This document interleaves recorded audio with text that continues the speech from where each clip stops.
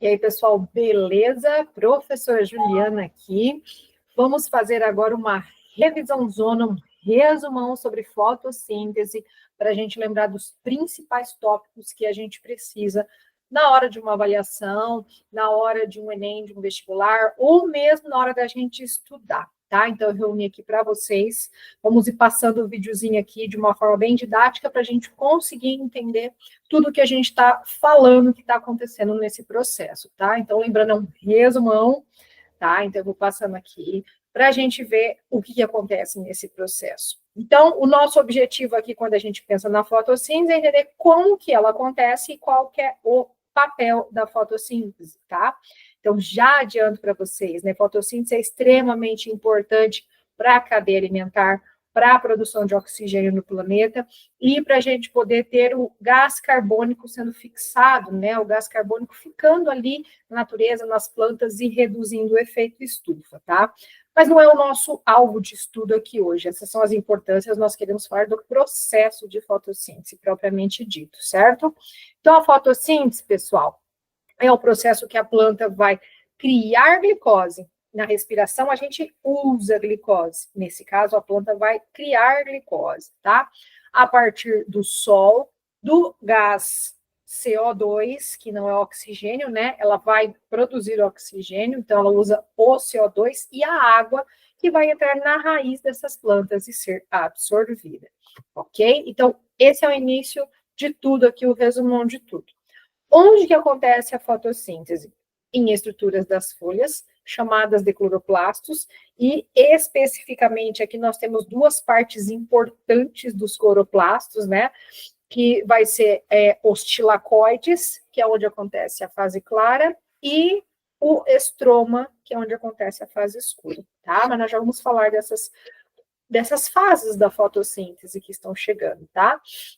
Então, aqui, ó, dentro do cloroplasto, né, um desenho representando, nós temos os tilacoides, que são essas moedinhas, que são riquíssimas em clorofila, que é um pigmento que absorve a luz, certo? Então, lembrando, se o pigmento é verde, é porque a planta está refletindo a cor verde. Então, dentro das cores, dos comprimentos de onda que a planta absorve, o verde é o pior, tá? Vamos pensar em luz solar. A luz solar tem as 7 cores do arco-íris, porque ela é a luz branca, né? O branco é a reunião de todas as cores. Então, aí a planta vai absorver tudo, obviamente, todos os comprimentos de onda, tá? Mas nós precisamos lembrar que a pior cor para fotossíntese é o verde. Se eu colocar uma luz verde em cima de uma planta, ela vai fazer muito menos fotossíntese do que ela faria se ela estivesse com outras cores.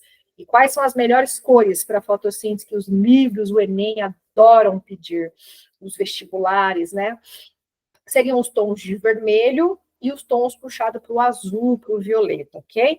E os outros tons, amarelo, magenta, as outras cores do arco-íris, né? Intermediário, tá? Então, as principais cores que a gente vai ter aí são o azul, violeta, vermelho, e a pior cor para fotossíntese acontecer vai ser o verde, ok? Então, lembrando, nós vamos pegar a energia da luz e transformar em comida, energia luminosa em energia química. E dependendo da cor dessa luz, a gente tem uma produção maior ou menor de fotossíntese, certo? Então, esse pigmento, que é a clorofila, ela absorve a luz solar. Nós temos alguns fatores que interferem na fotossíntese. A quantidade de luz, tá? E a qualidade da luz, como a gente acabou de falar. Tem plantas que precisam de mais luminosidade, tem plantas que precisam de menos luminosidade, e a depender da cor da luz, que a gente chama de comprimento de onda, vai ficar prejudicado ou vai aumentar a taxa de fotossíntese, mas até um limite, tá? Não é se eu largar uma planta ali o dia inteiro com luz vermelha, ela vai fazer fotossíntese sem parar, não, isso não acontece, tá? Existe um limite, uma quantidade ótima de luz para cada planta. Da mesma forma, eu tenho a concentração de gás carbônico, porque ela precisa desse gás carbônico, desse CO2, para fazer glicose, C6H12O6. Então, nós também temos uma quantidade ótima de gás carbônico na natureza, que vai fazer, na atmosfera, né, que vai fazer com que a taxa de fotossíntese seja ideal, seja ok, certo? E nós temos também a influência da temperatura e da quantidade de água. A água precisa ser absorvida pela raiz das plantas, né, na chuva, pela folha e tal. mas principalmente pela raiz, para que a fotossíntese aconteça ali nos cloroplastos, na clorofila, né? Principalmente na região de folha, que é uma região verde da planta. Então, todos esses fatores, a falta de água, ou um clima, uma temperatura muito baixa ou muito alta, tudo isso vai interferir na fotossíntese que a planta vai realizar, nas reações químicas que a planta vai realizar, certo? Os reagentes da fotossíntese, CO2 e água. O CO2 vai vir da combustão e da respiração, né? E o que ela vai produzir? Glicose e oxigênio, tá? Então, o oxigênio que a gente respira vem da fotossíntese. E aí nós temos a clorofila e a luz solar, tá? Que são utilizados ali no processo, né? Que vão estar presentes no processo, ok? E agora nós vamos colocar a equação da fotossíntese, né? Qual que seria a equação geral da fotossíntese? O contrário da equação da respiração celular. Então, o CO2, que é o dióxido de carbono, mais a água, na presença de luz e clorofila, energia luminosa, vai produzir energia química, que é a glicose, e junto o oxigênio, tá? Lembrando, tem vídeo aqui no canal da Prof. Ju, falando sobre a Amazônia ser o pulmão do mundo, e nós já desmistificamos, né, essa questão, porque quem produz muito oxigênio com a fotossíntese e consome pouco são as algas, e elas estão em grande quantidade no mar e tal, então por isso que, vamos dizer assim, o pulmão do mundo, né, se a gente pode chamar de pulmão, porque o pulmão, ele absorve o oxigênio, não produz, né, mas pensando em pulmão no sentido de produção, o pulmão do mundo são as algas e não as árvores da floresta amazônica, certo? Então, aqui nós temos a equação geral da fotossíntese e vamos agora falar das fases da fotossíntese. A primeira fase é a fase clara ou fotoquímica.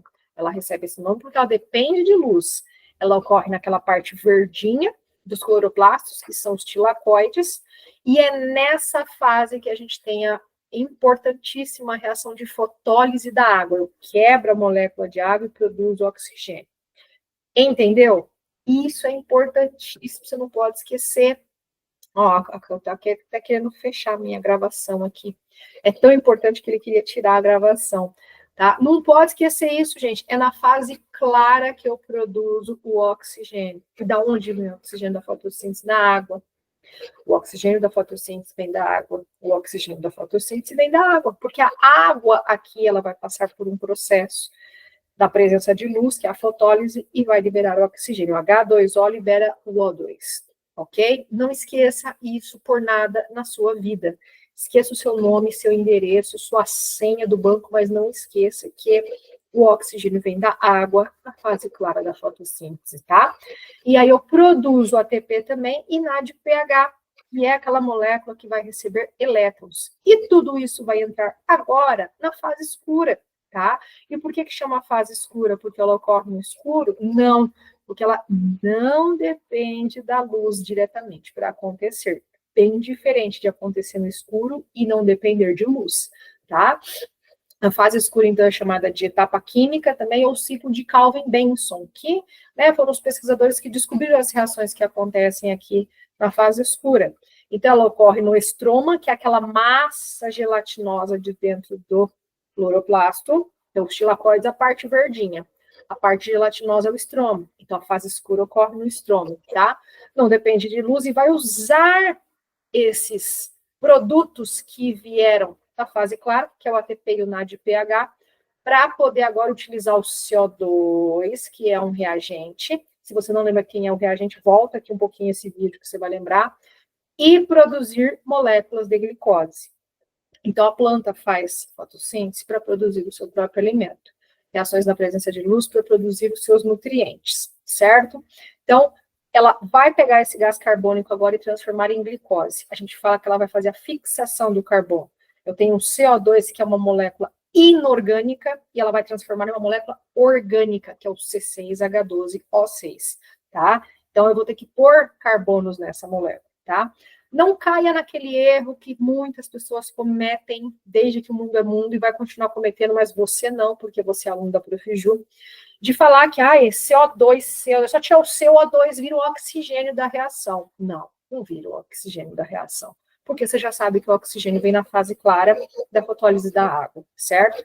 Aqui, ao contrário, eu não vou quebrar essa molécula, eu vou fixar mais moléculas aqui de carbono, de hidrogênio, de oxigênio, para formar C6H12O6, certo? Então, isso é a fase escura, tá? Eu vou usar o gás carbônico para produzir glicose, certo? Então, pessoal, quando a gente pensa em fotossíntese, eu tenho energia, né? Eu tenho a energia luminosa sendo utilizada, a energia química sendo produzida, e aí eu não teria energia, vamos dizer assim, alimento disponível no planeta se não fosse pela fotossíntese, porque as plantas são os produtores da cadeia alimentar. Então, tá vendo? Ó, tem um equilíbrio aí, né? Que a gente precisa manter de fotossíntese e respiração. Se eu começo a cortar árvores e eu não planto mais árvores, eu acabo ficando nessa questão de não ter a quantidade, vamos dizer assim, uma quantidade além de gás carbônico na atmosfera, isso pode causar aquecimento, certo? Então, aqui um resumão, no resumo do resumo, né? A fotossíntese converte energia luminosa em química, produz glicose, preciso de gás carbônico e água para acontecer, e eu vou produzir o oxigênio e a glicose no final. O oxigênio vem da água e a glicose vem do gás carbônico, que são os produtos da fotossíntese, certo? Então, aqui nós finalizamos esse resumão do processo todo, tá? Aqui ele fala sobre a questão do CO2 que a gente acabou de comentar. Eu espero que você tenha gostado desse vídeo, eu espero que você tenha utilizado as informações daqui para você conseguir se organizar com os seus estudos, se organizar com o seu resumo. Se você precisa dessas reações agora que acontecem aqui na fase de claro escuro, você já consegue se guiar, mas as informações básicas, chaves, o esqueleto da fotossíntese está aqui para você poder tirar o seu 10. Mas não se esqueça que biologia não é só para você tirar 10 no Enem, 10 no vestibular, 10 na sua prova, né? Gabaritar ciências da natureza, não só. Biologia é para a sua vida,